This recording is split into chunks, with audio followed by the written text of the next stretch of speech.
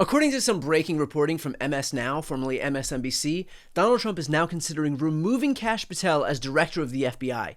According to the reporting, Trump and his top aides have grown increasingly frustrated by the unflattering headlines Patel has recently generated, according to 3 people with knowledge of the situation who requested anonymity to speak freely. Patel has come under scrutiny for his stewardship of bureau resources, including his girlfriend's security detail and use of a government jet, and for his squabbles with other Trump loyalists. Trump and White House aides have confided to allies that the president is eyeing removing Patel and is considering top FBI official Andrew Bailey as the bureau's new director, according to the 3 people. Perhaps most tellingly, when the White House was asked for a comment about the reporting, spokeswoman Abigail Jackson said, quote, "President Trump has assembled the most talented and impressive administration in history, and they are doing an excellent job carrying out the president's agenda. FBI Director Patel is a critical member of the president's team, and he is working tirelessly to restore integrity to the FBI." In other words, not a denial when a denial would have been particularly easy.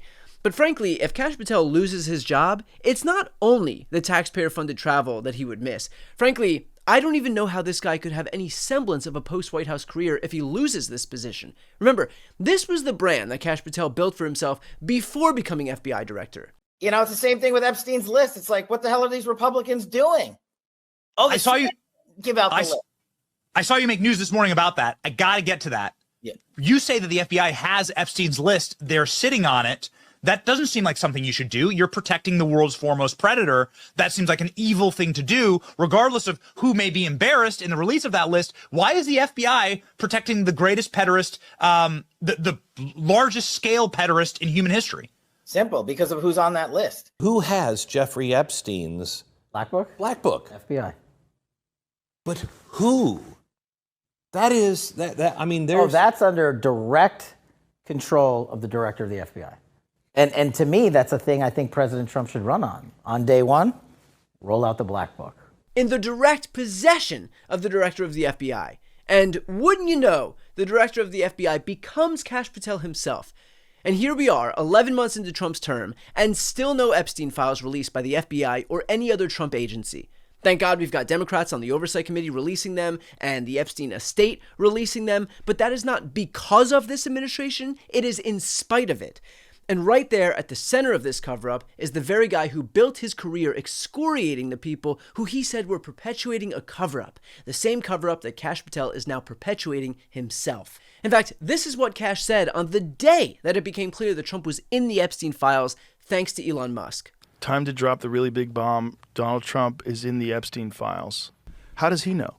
Does he know that Donald Trump is in the Epstein files? Or does he have access to the Epstein files? I don't know how he would, but I'm just staying out of the Trump-Elon thing. That's way outside my lane. What the fuck are they doing? I know my lane, and that ain't it. He said he's staying in his lane, which I was led to believe by Kash Patel himself, that the Epstein files were the lane of the FBI director, the position that he occupies in that very clip and right now. So what happened to it being up to the FBI director himself to release the files? I guess that's what you say when you're bullshitting your audience for clout, only to become the very thing that you condemned once you actually get into power. And that's a point that was lost on no one, because now, this is what his one-time supporters are saying about Kash Patel. Number one, the real problem they have is that anybody who even spent 5 seconds looking at the Jeffrey Epstein story knows that it stinks to high holy heaven. Like, there is something going on here. You just cannot explain all of these coincidences between his rise to prominence, his rise to wealth, his connections to all these people, getting a sweetheart deal, the cameras going out, having Ehud Barak sleeping at his place. Like, we're going to need some type of explanation here. And it can't just be, oh, nothing happened. And then number two, even if you could sell everybody on nothing really happened here, there was no, there was no blackmail, there was no intelligence connection, it's just Jeffrey Epstein. Well, then, if that's the case, can someone explain to me how Pam Bondi and Kash Patel and Dan Bongino don't all have to resign in disgrace?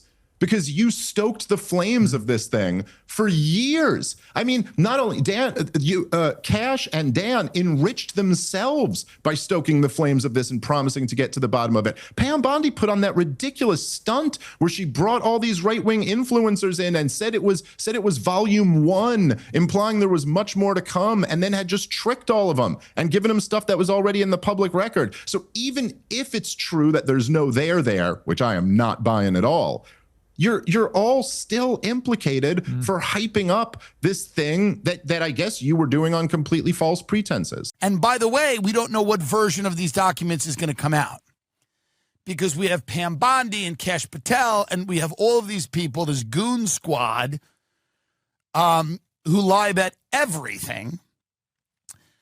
Now we don't know. We can't trust any of them. They told us nothing was going on.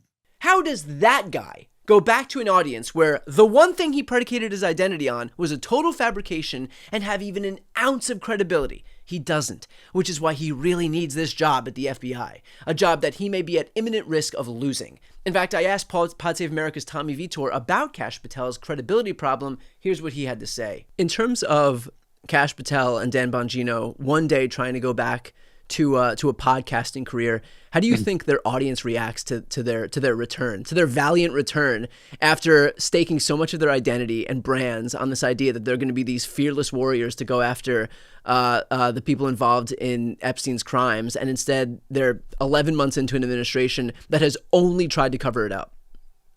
Buddy, like I'm like a close Kash Patel watcher because I think he is a uniquely dangerous and dishonest and unqualified individual in that job. So I pay a lot of attention to him, and I also consume a lot of right-wing media. And the right-wing media is killing Kash Patel. Like Candace Owens was mocking him for his like whiny tweets about people being mean to his girlfriend. This right-wing ex-FBI agent is going after him for constantly using the FBI's private jets to go visit his girlfriend. He flew to see her sing at some like low-rent wrestling match in Pennsylvania. Kash Patel took the FBI jet to some place called, I kid you not, the Boondoggle Ranch in Texas to go hunting. It's like the writer's room is getting lazy. Yeah. Yeah, it's crazy how bad of a job these guys are doing. So I think Kash Patel is largely seen as a joke among the like kind of far right circles that he was once trying to court. So he can try to be a podcaster again and like kind of like get back into that business, but these guys have just lost respect for him. And you know, like there's been a bunch of great reports recently. The Wall Street Journal, the New Yorker, a few others like did deep dives into Kash Patel. Like he is just not up for the job. He's not doing a good job. He is like, look, when you sign up to be FBI director, you're basically agreeing that for the duration of your term, you're not going to have a social life. You're not going to go to UFC fights. You're not going to go watch your girlfriend at a wrestling match. You're not going to go to hockey games with Wayne Gretzky. But he is treating the FBI job like a fantasy camp where he gets a G5 and to do whatever he wants. And it's like, it is pissing people off. The reality is that while Kash Patel has torched his credibility, that is a feature of this administration, not a bug. Everyone staked their brands on this idea that they cared about working people. Trump repeated over and over and over how he would lower the cost of everyday goods, of housing, of rent, of groceries, of eggs, and yet here we are, 11 months into his term, where Republicans have full control of government, no Democrats to blame anywhere, not the House, the Senate, or the White House, and the cost of everything has surged. Food and groceries are more expensive, housing is more expensive, rent is more expensive, inflation has been rising every month since March, jobs are disappearing to the point that the White House won't even release the jobs numbers anymore, manufacturing continues to plummet, and all the while, no one utters a single ill word of Trump as he adorns his surroundings with more gold, more riches, more opulence. The entire administration and Republican Party are rackets to consolidate wealth and power onto themselves, ignoring everybody else in this country. Kash Patel is a small part of that broader scheme, and the notion that he will ever be able to regain a shred of credibility is a joke. So I guess my advice for Kash Patel is to enjoy the taxpayer-funded jet while you've got it, because unless you're ready to cultivate a brand new audience of pedophile protectors, there's not much waiting for you on the other side.